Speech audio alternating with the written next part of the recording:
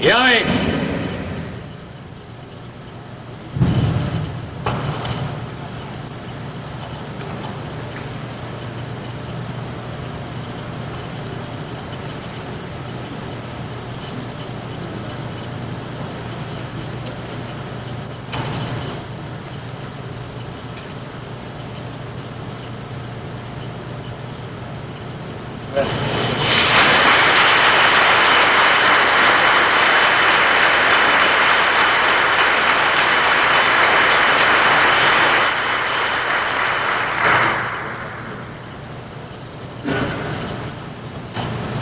Demonstrating next will be, on one side of the mat, Glenn Weber Sensei from Eishin Kan Dojo in East Providence, Rhode Island. And he will be demonstrating Ryotedori and Koshinage, techniques defending against a two-handed grab and hip throws. And on the other side of the mat will be Buddy Hege from the Aikido Center of Charlotte, North Carolina, who will be demonstrating Munetsuki, punching techniques.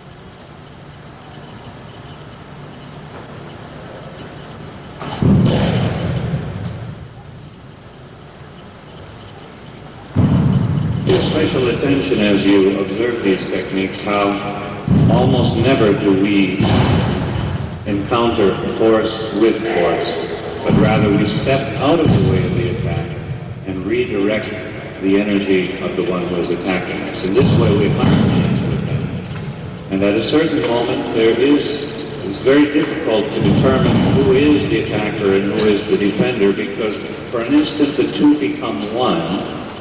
The technique happens and someone falls or someone is pinned. But here we see the the harmony, the interpenetration of opposites. Defender becomes attacker, attacker becomes offender. The two become one, and something very powerful happens. And this is a great teaching for us, which we can apply to our daily lives. If we just learn how not to resist what bothers us head-on, resisting force with force, clashing with those around us and with the challenges in our lives, but learn how to control our own energy and redirect these things to live a happier and more productive and peaceful life.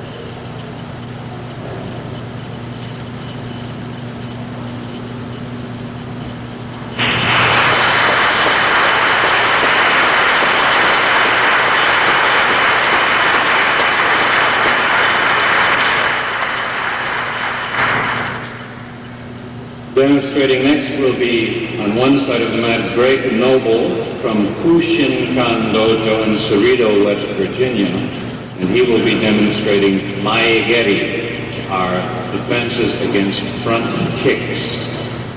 And on the other side of the mat will be Cheryl Darlin from Tenshinkan Dojo in Chicago, who will be demonstrating Katate Ryotedori, two-handed grab on one, and Ushiro Tekubidori, an attack from the rear.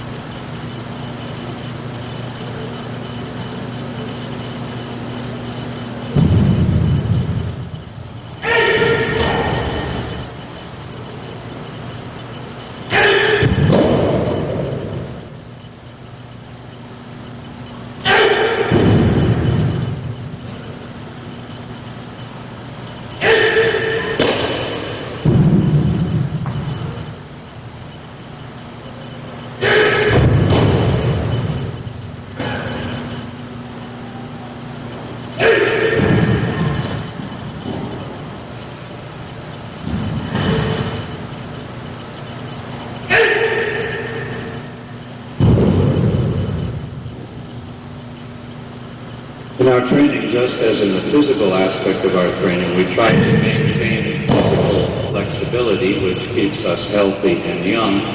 The techniques also train us to maintain a mental flexibility, which also keeps us youthful and healthy. We are expected to respond to any attack coming at us from any direction. Once you reach a certain level of training in Aikido, it is expected that you will be able to respond to any type of attack. A grab, a kick, a punch, a lunge, a bear hug, whatever the attack might be, and coming from whatever direction. Your mind has to remain flexible enough to respond at a moment's notice to any challenge coming from any direction. And this ability that we develop as a result of the training also flows out into our daily living, into our place of business, into our family life. We keep our mind open and free and flexible in order to be able to respond in the appropriate manner at the appropriate moment.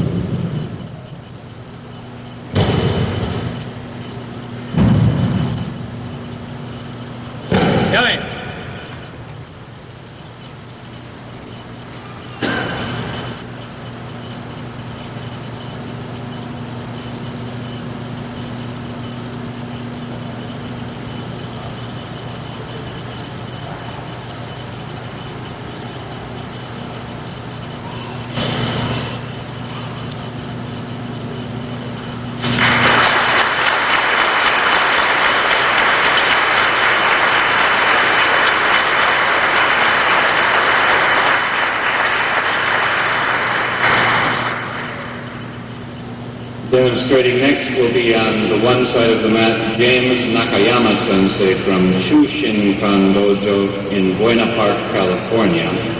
And he will be demonstrating Katate Ryotedori, which is a two-handed grab on one. And on the other side will be James Jones Sensei from Gyokushinkan Dojo in Fort Smith, Arkansas. And he will be demonstrating Ryotedori techniques, which are two-hand front grabs.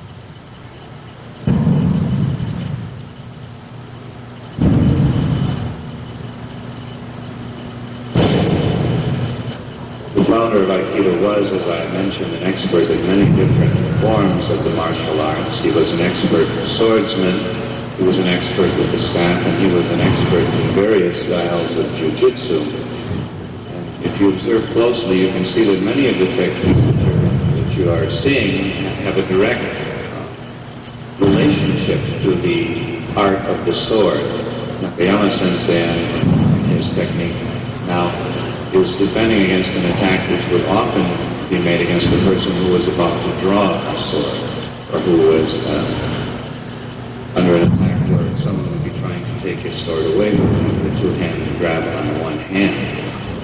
So he responds immediately to that attack, redirects the energy, and throws it away. A direct outflow and application of a principle which is fundamental in the use of the sword.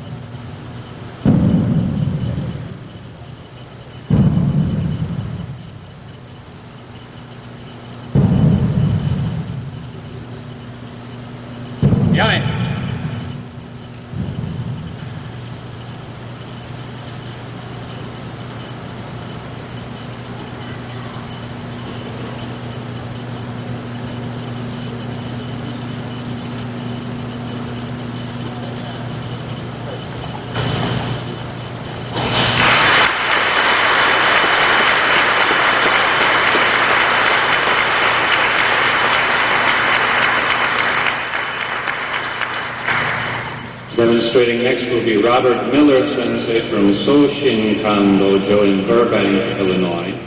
And he will be demonstrating Munetsuki attack against direct front punch, And on the other side of the mat, Atsuko Maruono Sensei from Koshinkan Dojo in Morgantown, West Virginia, and she will be demonstrating the Yokomen Uchi techniques, defense against a chop to the side of the head.